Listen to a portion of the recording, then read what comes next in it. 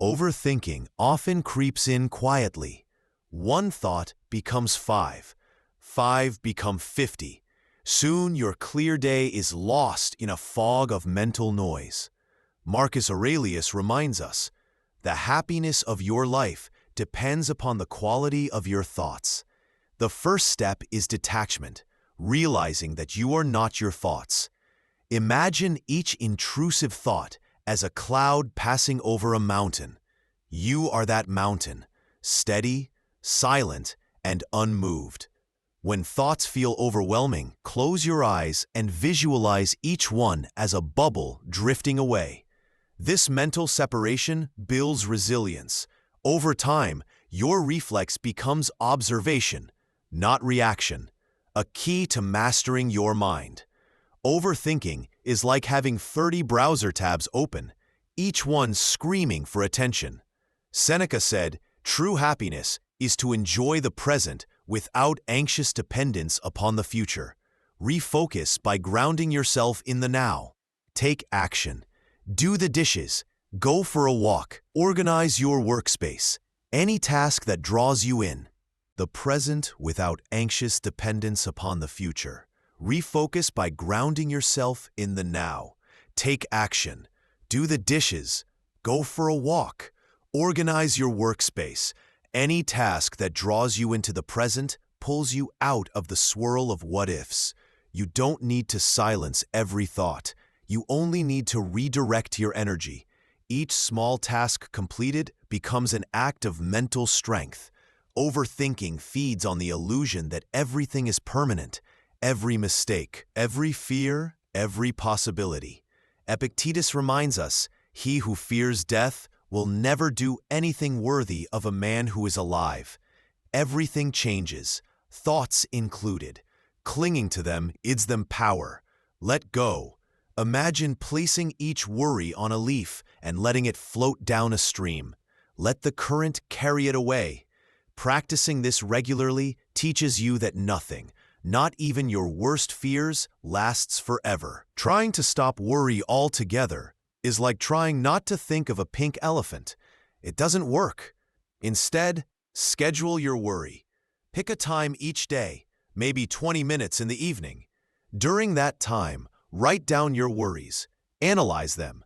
Ask, what exactly am I worried about? Can I control it? What action can I take?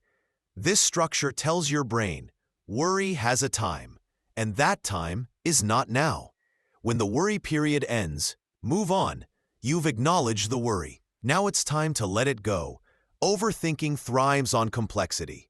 We look at a problem and freeze, not because it's too hard, but because we try to solve it all at once. Marcus Aurelius wrote, "The impediment to action advances action.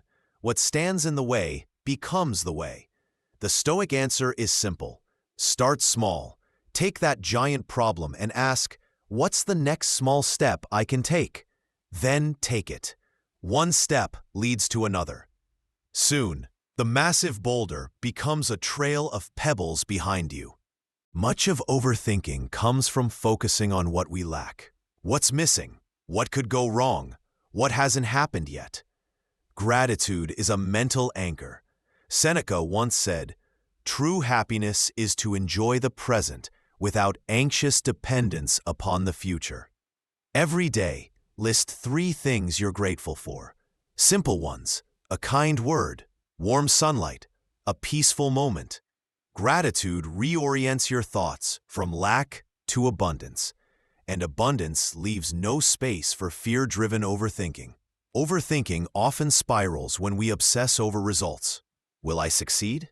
What if I fail? Will people approve? Epictetus offers a liberating idea. Don't explain your philosophy. Embody it.